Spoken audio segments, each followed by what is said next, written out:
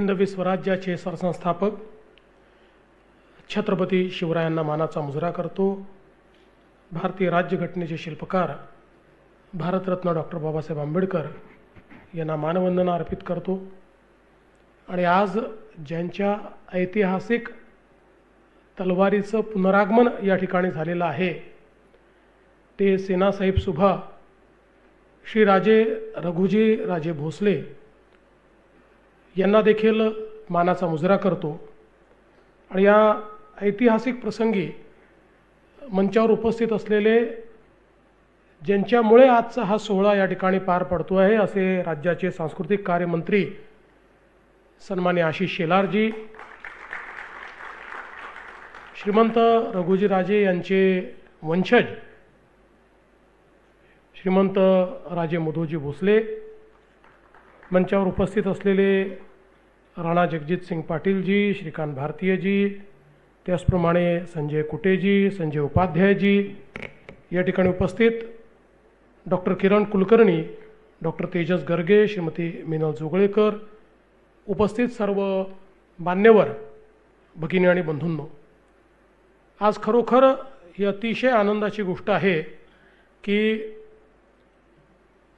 आपल्या मराठा साम्राज्याची आणि हिंदवी स्वराज्याची प्रतीक असलेली ही तलवार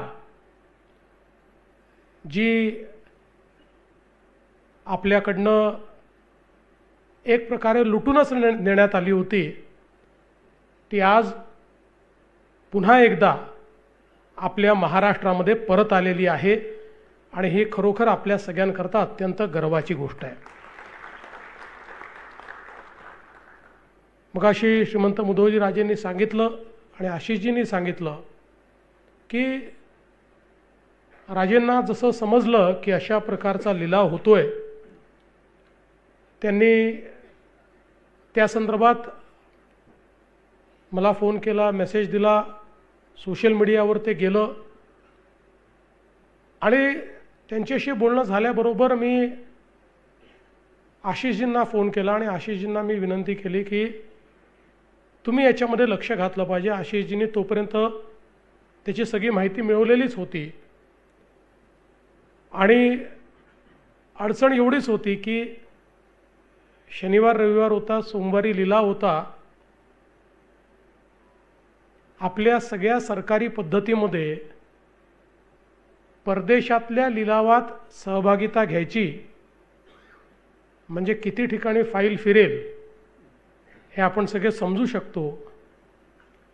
पण शेवटी आपण सगळे छत्रपती शिवरायांचे मावळे आहोत, त्यामुळे आशिषजींनी गनिमी कावा वापरायचा ठरवला आणि तो गनिमी कावा वापरण्याकरता मी त्यांना सांगितलं की तुम्ही वापरा, मी तुमच्या पाठीशी आहे। सगळ्या मान्यता या होत राहतील, फोनवर घेऊन टाकू, फाईल नंतर फिरत राहील। आणि तोपर्यंत आशिषजींनी व्यवस्था केली आणि मध्यस्थाला टाकलं की ज्याला या लिलावामध्ये बोली बोलता येईल आणि त्याला आम्ही सांगितलं की तू ज्या बोलीत ती विकत घेशील तेवढे पैशात महाराष्ट्र शासन तुझ्याकडनं विकत घेईल, आम्ही तुला ऑथराईज करतो आहोत, पण अजून सोमवारपर्यंत आमच्या ऑफिसेसही बंद आहेत, त्यामुळे ऑथरायझेशन तुला वेळेवर देऊ, तोपर्यंत तू काम कर। आणि मला असं वाटतं की आशिषजींनी अतिशय योग्य व्यक्ती इतक्या कमी काळात रातोरात शोधून काढला। आणि ज्यावेळेस त्यांनी मला हे विचारलं की ही बोली कुठेही जाऊ शकते, कारण अशा प्रकारची तलवार याचं ऐतिहासिक मूल्य मोठं आहे। ती जर आपण बघितली तर अतिशय सुंदर अशा प्रकारची सोनेरी मूठ असलेली, कोरीव काम असलेली, पूर्ण स्वरूपात कुठलाही भंग न पावलेली अशा प्रकारची ऐतिहासिक तलवार मिळणं फार कठीण आहे। त्यामुळे ही कुठपर्यंतही जाऊ शकते। त्यावेळेस मी पण त्यांना सांगितलं जिथपर्यंत जाईल तिथपर्यंत आपण जाऊ। आणि त्यावेळी माझ्या मनात हे पक्क होतं की समजा ही आवाक्याच्या बाहेर गेली आणि आपल्याकडे काय आहे की आपल्याकडे प्रश्न विचारणारे खूप असतात, काम करणारे कमी असतात. त्यामुळे कोणी प्रश्न विचारला तर मी मनाशी ठरवलं होतं की समजा ही आवाक्याच्या बाहेर गेली तर आपल्या महाराष्ट्रामध्ये हिंदवी स्वराज्यावर प्रेम करणारे लोक कमी नाही आहेत. 4 माणसांना सांगितलं तरी ते सरकारला पैसे देऊन ही सरकार करता तलवार विकत घेतील. त्यामुळे मी त्यांना सांगितलं काळजी करू नका, तुम्ही पुढे जा. आणि त्यांनी अतिशय सुंदर आशिषजींनी याच्यामध्ये हा जे काही लिलाव होता त्या लिलावात सहभागिता घेऊन आणि सगळ्या गोष्टी अशा मॅनेज केल्या की आम्ही कल्पना केली होती त्यापेक्षाही कमी दरामध्ये, पैशामध्ये. आता पैशात याचा मोल नाही आहे, पण तरी देखील त्याहीपेक्षा कमी याच्यात आणि हा सगळा लिलाव त्या ठिकाणी पार पडला आणि ती तलवार आपल्याला मिळाली. मग आशिषजींनी जाऊन तिथे बाकी फॉर्मॅलिटीज ज्या आहेत त्या पार पाडल्या आणि ही तलवार या ठिकाणी परत आणली.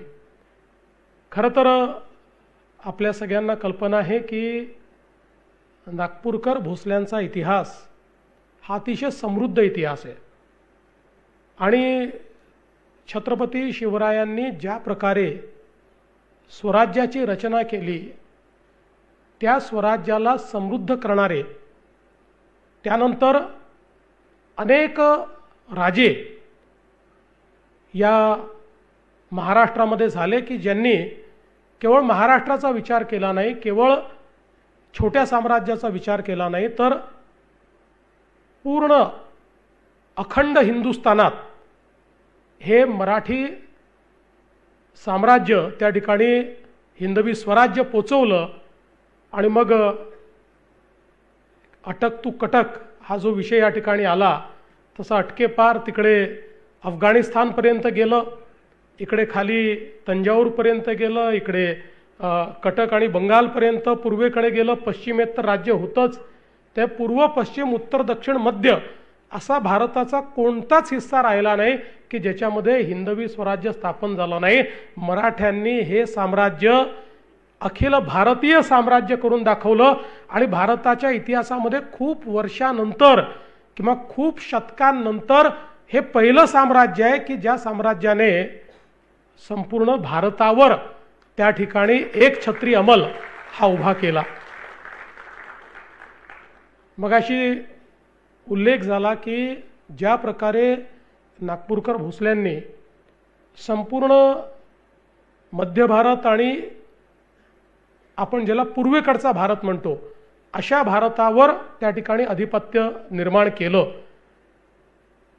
छत्तीसगड असेल, झारखंडचा भाग असेल, त्याच्यानंतर बंगाल असेल, ओरिसा असेल, बिहार असेल, या सगळ्या भागामध्ये मी आत्ता काही दिवसांपूर्वी ओरिसाला गेलो होतो आणि ओरिसाला गेल्यानंतर अर्थातच जगन्नाथपुरीला आपण जातो कारण पुरीचं मंदिर हे अतिशय ऐतिहासिक मंदिर आहे. पण त्या मंदिरात गेल्यानंतर त्या ठिकाणी ज्यावेळेस मी चर्चा करत होतो त्यावेळी जेव्हा औरंगजेबाने या पुरीच्या मंदिरावर हल्ला केला आणि त्याच्यानंतरच्या काळामध्ये खूप अडचणी त्या ठिकाणी निर्माण झाल्या, पण पुन्हा एकदा ही यात्रा पुरीची योग्य प्रकारे चालली पाहिजे, त्या मंदिराचं व्यवस्थापन नीट लागलं पाहिजे आणि कुठलंही यात्रेत अडचण येऊ नये याची सगळी व्यवस्था जर कोणी लावली असेल तर ती नागपूरकर भोसल्यांनी त्या ठिकाणी लावली. आणि हे जे काही रघुजीराजेंच्या नेतृत्वात हे साम्राज्य जे तयार झाले होतं त्याच्या जे काही त्या ठिकाणी कारभारी होते त्यांनी या ठिकाणी संपूर्ण संरक्षण दिलं आणि त्यानंतर जेवढा काळ मराठा साम्राज्याचा भाग हा होता तेवढ्या सगळ्या काळात एकही आक्रमण तिथल्या कुठल्या मंदिरावर झालेलं आपल्याला इतिहासात पाहायला मिळत नाही.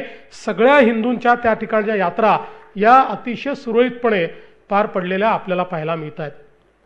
मुळात आपल्याला याची कल्पना आहे की असा का गोंडवानाचा जो भाग आहे या ठिकाणचे जे गोंड राजे होते या गोंड राजांचं ज्यावेळेस काळ थोडा संपुष्टाकडे आला तिथे त्यातले काही प्रमुख लोक गेले आणि मग काही लोकांनी ते ज्यावेळी त्या साम्राज्याला आपल्या अधिपत्याखाली आणण्याचं काम सुरू केलं अशा काळामध्ये ज्यावेळेस रघुजी राजेंना पाचारण करण्यात आलं आणि पाचारण केल्यानंतर त्यांनी ते साम्राज्य वाचवलं आणि मग नागपूरपासनं सगळी नागपूरला राजधानी करून त्या ठिकाणी संपूर्ण हे साम्राज्य तयार केलं.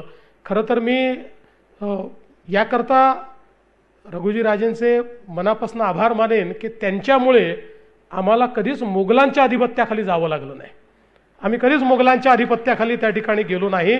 तर त्यांनी आम्हाला थेट हिंदवी स्वराज्यातच त्या ठिकाणी आणलं आणि अर्थात त्यानंतर आत्ताच श्रीमंत मुधोजी राजेंनी सांगितलं की नागपूरची लढाई, सीताबर्डीची लढाई की ज्या लढाईत पहिल्यांदा भोसले जिंकले आणि त्यानंतर मग इंग्रजांनी त्याच्यापेक्षा अधिक मोठी शस्त्र आणून नागपूरच्या या संपूर्ण भागावर कब्जा केला आणि मग तिथनं इंग्रजांच्या अधिपत्याखाली आपण गेलो.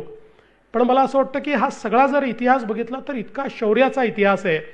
मुळामध्ये आपल्या सगळ्या इतिहासामध्ये कुठेतरी हा इतिहास हरवून गेलेला आहे. पण मला असं वाटतं की मागच्याही काळामध्ये काही अतिशय चांगली पुस्तकं ही प्रकाशित झाली.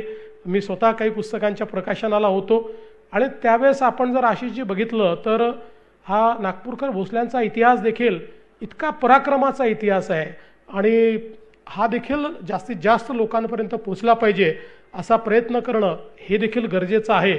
आणि मला असं वाटतं असा जर प्रयत्न करायचा असेल तर इतिहासाशी नवीन पिढीला जोडावं लागतं आणि जोडायचं असेल तर त्याला निमित्त लागतं आणि ते निमित्त म्हणजे ही तलवार आहे की ज्या तलवारीमुळे आपण या इतिहासाशी जुळू शकतो. आणि मला विश्वास आहे की ही तलवार नागपूरला जाईल, इतर ठिकाणी जाईल, तसा तसा हा इतिहास हा आपल्या नवीन पिढीकडे जाईल. नवीन पिढीला देखील हा इतिहास समजेल आणि कशा प्रकारे आपल्या हिंदवी स्वराज्याचा विस्तार हा या सगळ्या भागामध्ये झालेला आहे हे देखील आपल्याला पाहायला मिळेल. या निमित्ताने मी सांस्कृतिक खात्याचं अतिशय मनापासून अभिनंदन करतो की आपले युनेस्कोचे 12 किल्ले असतील, छत्रपती शिवाजी महाराजांची वाघनखं असतील, आपल्या खऱ्या इतिहासाशी आपण पुन्हा जुडले जातो आहोत. आपल्या इतिहासाचा पुन्हा एकदा भाग होण्याची संधी या निमित्ताने आपल्याला मिळते आहे आणि आपला जो दैदिप्यमान इतिहास आहे तो पुढच्या पिढीपर्यंत जातो आहे. याकरता आमच्या सांस्कृतिक विभागाने केलेलं हे जे काम आहे हे खरोखर अतिशय चांगलं आहे आणि म्हणून मी आशिषजी आणि पूर्ण विभागाचं अतिशय मनापासून अभिनंदन करतो. आणि यापुढेही आमच्या हिंदवी स्वराज्याच्या आणि मराठा साम्राज्याच्या खुणा ज्या ठिकाणी जशा स्वरूपात आम्हाला प्राप्त होऊ शकतील त्या प्राप्त करण्याचा प्रयत्न आम्ही सुरूच ठेवू आणि त्या सगळ्या गोष्टी आम्ही परत आणू.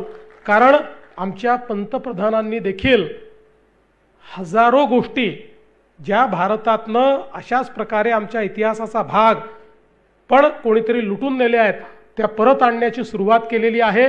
हजारो गोष्टी परत मिळवलेल्या आहेत. तशाच आपणही या गोष्टी परत मिळवण्याचा प्रयत्न करू हा विश्वास या निमित्ताने मी व्यक्त करतो. आणि पुन्हा एकदा श्रीमंतराजे मुधोजी भोसले आणि आशिषजी आणि त्यांच्या विभागाचं मनापासून आभार मानून माझे 2 शब्द संपवतो. जय हिंद, जय महाराष्ट्र.